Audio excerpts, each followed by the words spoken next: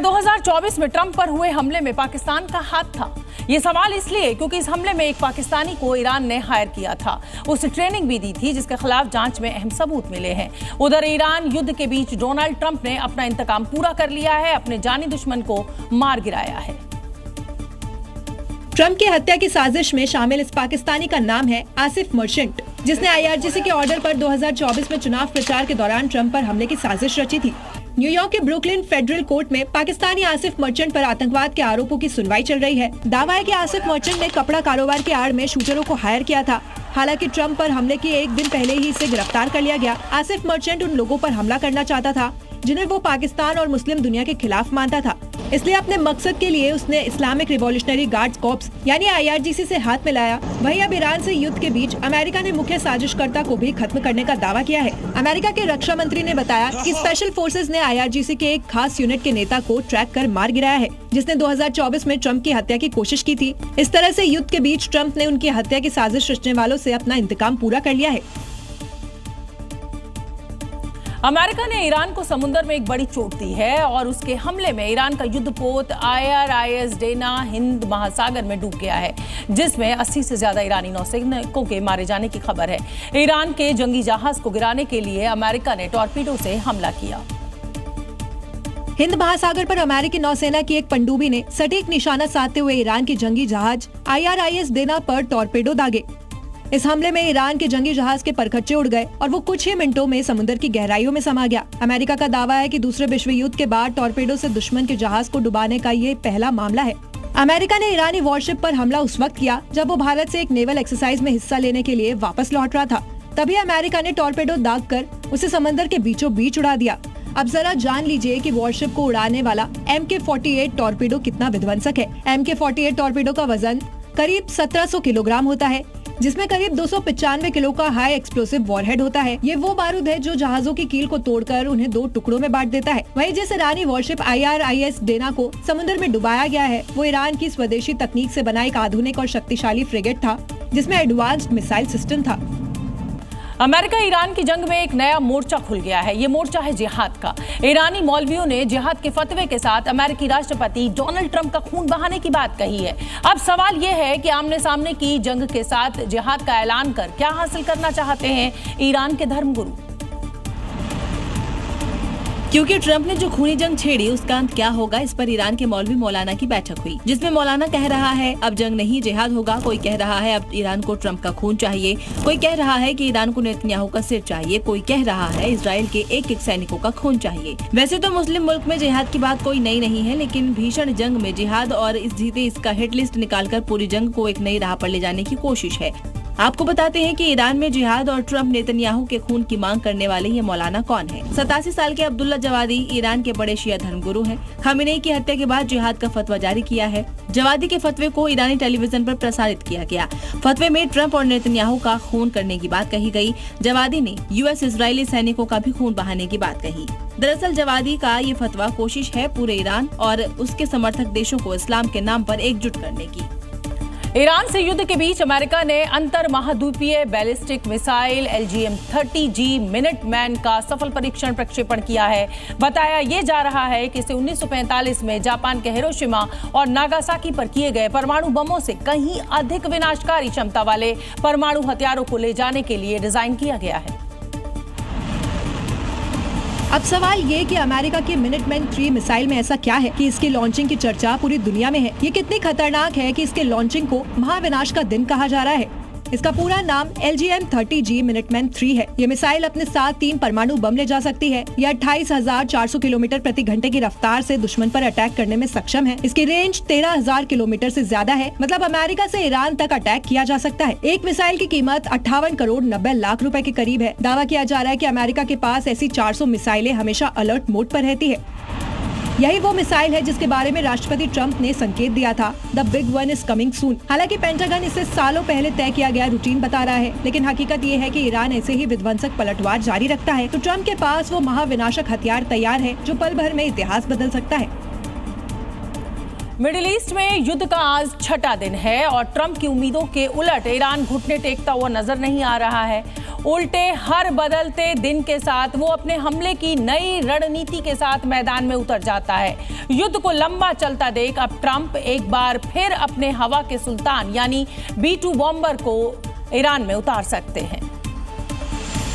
क्योंकि ट्रंप इस युद्ध को रूस यूक्रेन युद्ध की तरह लंबा खींचने के मूड में नहीं है। हालांकि युद्ध की शुरुआत में भी हवा का ये सुल्तान यानी B-2 बॉम्बर ईरान के अंडरग्राउंड मिसाइल ठिकानों पर बंकर बस्टर्स बम गिरा चुका है, लेकिन फिर ये वापस अमेरिका लौट गया था क्योंकि ब्रिटेन ने इससे अपने यहाँ उतरने की मंजूरी नहीं दी थी। दरअसल इस फाइटर के लिए यूएस के मिसौरी में व्हाइट मैन एयरफोर्स बेस को खास तौर पर तैयार किया गया है, लेकिन ब्रिटेन के डिएगो गार्सिया या फायरफोर्ड वायुसेना अड्डे जैसे विशिष्ट अड्डों पर भी ये लैंड कर सकते हैं। लेकिन अब ब्रिटेन से मंजूरी मिलने के बाद हवा का ये सुल्तान लंबे समय तक ईरान में तबाही मचाने के लिए रवाना हो गया है। मिडिल ईस्ट में वॉर के बीच अमेरिका ने ईरान पर अब अपनी मिसाइल छोड़ दी है। ईरान के खिलाफ चल रहे ऑपरेशन एपिक फ्यूरी के तहत अमेरिका ने प्रिसीजन स्ट्राइक मिसाइल का इस्तेमाल किया है। ये पहला मौका है जब अमेरिका ने किसी हमले में इस मिसाइल को लॉन्च किया है। इसका फुटेज भी अमेरिकी नॉर्दर्न कमांडर के सोशल मीडिया अकाउंट से पोस्ट किया गया है। प्रिसीजन स्ट्राइक मिसाइल, जिसे शॉर्ट फॉर्म में प्रिसीम कहा जाता है, ये एक नेक्स्ट जनरेशन मिसाइल है। इसे हिमार्स मिसाइल लॉन्चर से फायर किया जाता है। प्रिसीम की रेंज 300 से 1000 किलोमीटर तक है, जो सरफेस टू सरफेस मिसाइल हमले में बेहद ही सक्षम है। सबसे बड़ी खासियत ये है कि ये हर मौसम में और किसी भी तरह के लक्ष्यों को भेदने में सक्षम है। मिसाइल सिस्टम का इस्तेमाल यूक्रेन ने रूस के खिलाफ हमलों में बड़े पैमाने पर किया था। इसने रूस को भारी नुकसान भी पहुंचाया था और अब अमेरिका इसका इस्तेमाल ईरान के खिलाफ कर रहा है। यानी ये कहा जा सकता है कि अमेरिका ने अपना शैतान ईरान पर छोड़ दिया है। अमेरिका इस मिसाइल का इस्तेमाल ईरानी रिवॉल्यूशनरी गार्ड के ठिकानों पर हमला करने में कर रहा है। एक तरफ अमेरिका ताबड़तोड़ हमले बोल रहा है तो वहीं ईरान भी पीछे नहीं है। ईरान की तरफ से रणनीतिक तौर पर अमेरिका को तोड़ने की कोशिश चल रही है और इसी का अहम हिस्सा है उसका एक हथियार जो इस समय ट्रंप का सबसे बड़ा सिरदर्द साबित हो रहा है। ईरान का ये छोटा पैकेट अमेरिका की जेब पर काफी भारी भी पड़ रहा है, क्योंकि एक तरफ 18 लाख है तो दूसरी तरफ 37 करोड़ और ये 18 लाख 37 करोड़ पर भारी पड़ रहा है। ईरान का शाहिद 136 ड्रोन, जो कि ईरान का छोटा पैकेट बड़ा धमाका है। जंग के हर मिनट के साथ जैसे जैसे ये ड्रोन उड़ता है वैसे ही अमेरिका की जेब पर भारी पड़ता है। दरअसल ईरान का शाहिद 136 एक कम लागत वाला कामिकाज़ी ड्रोन है, जिसे जमीनी ठिकानों पर सटीक हमला करने के लिए बनाया गया है। ये सैटेलाइट नेविगेशन के जरिए तय लक्ष्य को भेजता है। इस ड्रोन का सटीक निशाना इसकी ताकत तो है ही, लेकिन सबसे बड़ी और अहम बात यह है कि इसकी लागत सिर्फ 18 लाख रुपए है। इतने कम पैसों में बनाया ये ड्रोन लगातार अमेरिकी ठिकानों और इजराइल में हमले कर रहा है। अमेरिका इसको लेकर परेशान इसलिए हो रहा है क्योंकि 18 लाख के इस एक ड्रोन को भेजने के लिए 37 करोड़ की एयर डिफेंस मिसाइलें छोड़नी पड़ रही है, जिससे उसका युद्ध का खर्च लगातार बढ़ता जा रहा है। मिडिल ईस्ट में जारी संघर्ष के बीच अब इजराइल में भी मिसाइल हमलों के बाद तबाही की तस्वीरें सामने आ रही हैं। ईरान की तरफ से दागी गई मिसाइलों के कई वीडियो आए हैं जिनमें रिहायशी इलाकों पर ईरानी मिसाइल फट रही हैं। ये वो तस्वीर है जिसमें ईरान की मिसाइलें इजराइल की तरफ लॉन्च होती दिखाई दे रही है और कुछ ही देर बाद इजराइल के अलग अलग शहरों में धमाकों की आवाज गूंज उठती है। ये पहली तस्वीर देखिए, आसमान में गरजती हुई ये ईरानी मिसाइल इजराइल की तरफ दम भर रही है। युद्ध में जहां इजराइल और अमेरिका मिलकर ईरान पर हमले कर रहे हैं, तो वहीं ईरान अकेला तबाही मचाने में पीछे नहीं है। इजराइल के प्रमुख शहर एलाद में रिहायशी इलाके में मिसाइल गिरने के बाद छर्रे और मलबा दूर दूर तक फैल गया। धमाके के बाद आसमान में धुएं का गुबार उठता दिखाई दिया। स्थानीय लोगों ने घटनास्थल पर गिरे मलबे और मिसाइल के टुकड़ों का डॉक्यूमेंटेशन भी किया। उधर तेल अवीव में भी कई इमारतें और वाहन क्षतिग्रस्त हो गए। सड़कों पर मलबे का ढेर दिखाई दे रहा है। लगातार हो रहे इन हमलों ने पूरे इलाके में डर का माहौल पैदा कर दिया है। ईरान और इजराइल के बीच बढ़ते इस सैन्य टकराव पर अब पूरी दुनिया की नजर टिकी है। ईरान के टारगेट में इस समय मिडिल ईस्ट में अमेरिका के सभी सैन्य ठिकाने हैं, यानी सैन्य बेस हैं। ईरान फिलहाल किसी की भी परवाह किए बिना केवल अमेरिकी बेस को निशाना बना रहा है। बुधवार को भी ईरान ने अपने 2 बॉम्बर्स को भेजा था, लेकिन सिर्फ 2 मिनट की देरी से वो ऐसा करने से चूक गए। दरअसल कतर में अमेरिका का मिडिल ईस्ट में सबसे बड़ा बेस है, जहां ईरान ने स्ट्राइक करने के लिए अपने 2 बॉम्बर भेजे थे, लेकिन कतर की वायुसेना ने इन दोनों को निशाने पर लेकर मार गिराया। इस्लामिक रिवॉल्यूशनरी गार्ड ने इसके लिए सोवियत दौर के 2 Su-24 टैक्टिकल बॉम्बर्स को कतर की ओर भेजा था। 2 बड़े लक्ष्य थे। पहला, कतर का अमेरिकी बेस जहां लगभग 10,000 अमेरिकी सैनिकों की तैनाती है। वहीं दूसरा, गैस प्रोसेसिंग फैसिलिटी जो कतर की अर्थव्यवस्था की रीढ़ मानी जाती है। रिपोर्ट के मुताबिक जब ईरानी विमान कतर के करीब पहुंचे तो वे रडार से बचने के लिए महज 80 फीट की बेहद कम ऊंचाई पर उड़ रहे थे। जब कतर की चेतावनी के बाद भी ईरानी बॉम्बर ने कोई जवाब नहीं दिया तो उस पर हमला कर दिया गया, जो कि अमेरिकी एयरबेस से सिर्फ 2 मिनट की दूरी पर थे। अगर थोड़ी देरी और होती तो कतर में तबाही मच जाती और ये अमेरिकी सेना पर सबसे बड़ा हमला होता। मिडिल ईस्ट में जंग और तेज हो गई है। ईरान के अलग अलग इलाकों से लगातार विनाशकारी तस्वीरें हमें मिल रही हैं। तेहरान समेत कई शहरों पर बड़े हमले हुए हैं, जिसमें भारी नुकसान की आशंका भी जताई जा रही है। तेहरान में भी 60 मिनट के अंदर 100 बमों ने तबाही मचाई है।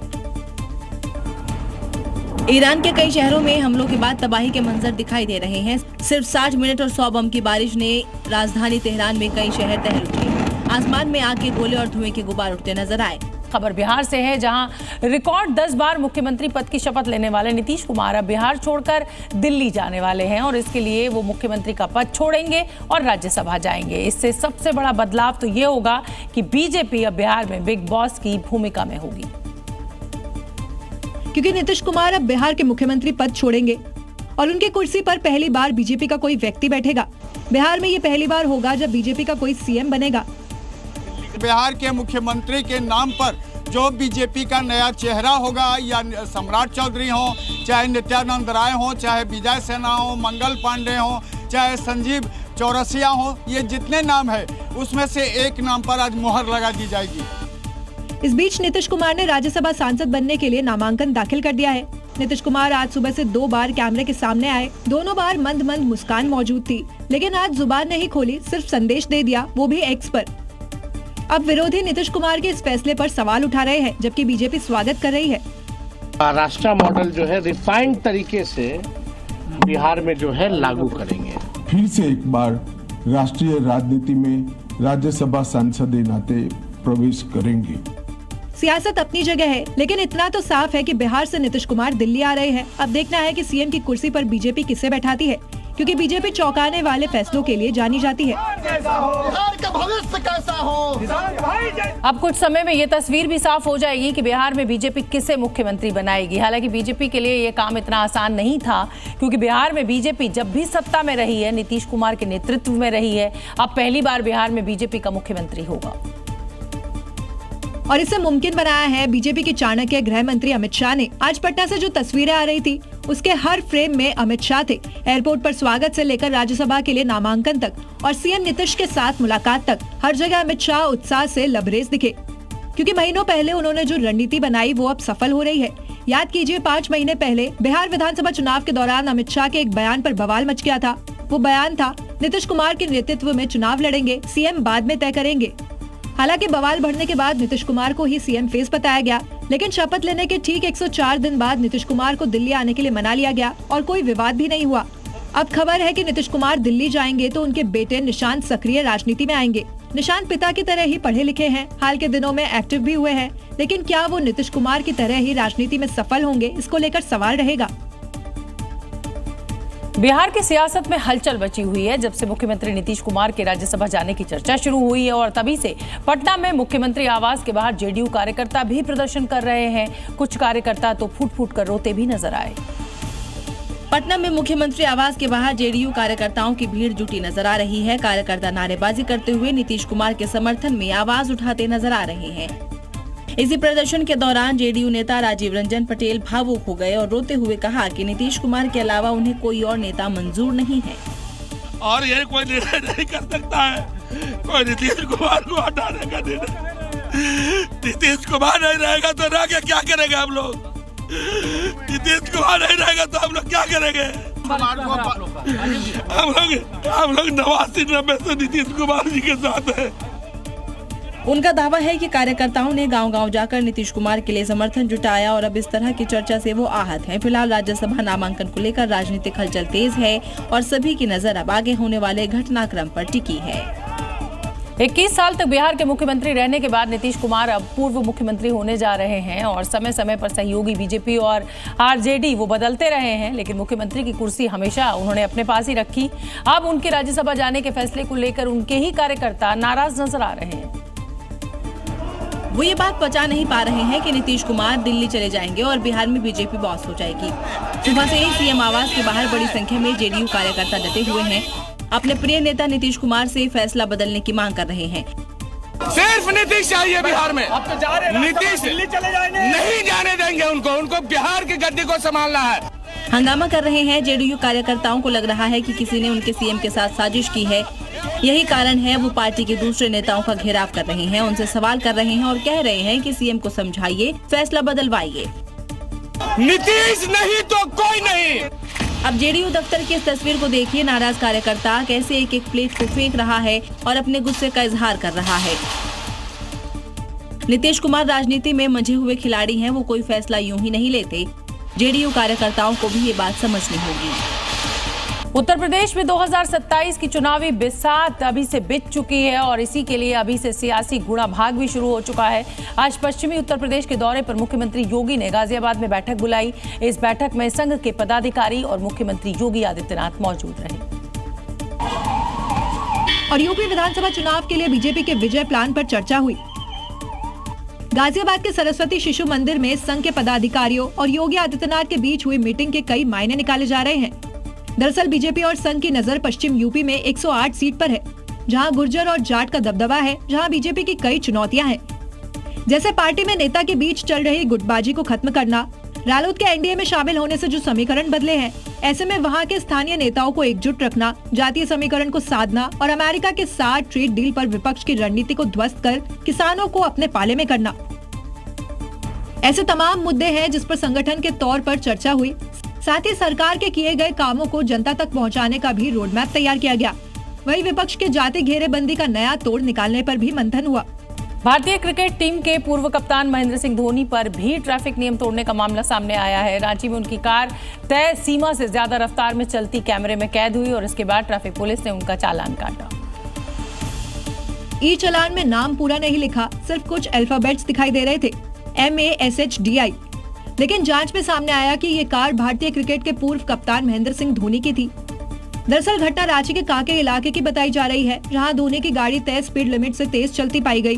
रांची में ट्रैफिक निगरानी कैमरों ने एक ओवर स्पीडिंग कार को रिकॉर्ड किया। बस फिर क्या था, ट्रैफिक पुलिस ने मोटर वाहन अधिनियम के तहत 1000 रुपए का ई चालान जारी कर दिया। अधिकारियों का कहना है कि नियम सभी नागरिकों के लिए समान है और ये घटना हमें याद दिलाती है कि सड़क पर सुरक्षा और ट्रैफिक नियमों का पालन सभी के लिए कितना जरूरी है। दिल्ली के महरौली बदरपुर रोड पर आज उस समय अफरा तफरी मच गई जब डीटीसी की एक इलेक्ट्रिक बस में अचानक भीषण आग लग गई। कुछ ही मिनटों में आग ने पूरी बस को अपनी चपेट में ले लिया। देखिए, धू-धू कर जल रही इस बस में अचानक आग लगी और देखते ही देखते पूरी बस आग की आगोश में समा गई। विकराल आग की लपटों के साथ धुएं का गुबार उठता दिखाई दिया। दक्षिण दिल्ली के MB रोड पर बत्रा अस्पताल के पास अचानक डीटीसी की इस इलेक्ट्रिक बस में आग लग गई। पहले बस में धुआं उठता दिखाई दिया और फिर कुछ ही देर में आग की लपटें तेज हो गई। थोड़ी ही देर में पूरी बस जलकर खाक हो गई। हालांकि गनीमत ये रही कि समय रहते बस में सवार लोगों को सुरक्षित बाहर निकाल लिया गया। सूचना मिलने के बाद फायर ब्रिगेड की गाड़ियां मौके पर पहुंची और आग पर काबू पाया। फिलहाल आग लगने के कारणों की जांच में जुटी हुई है पुलिस।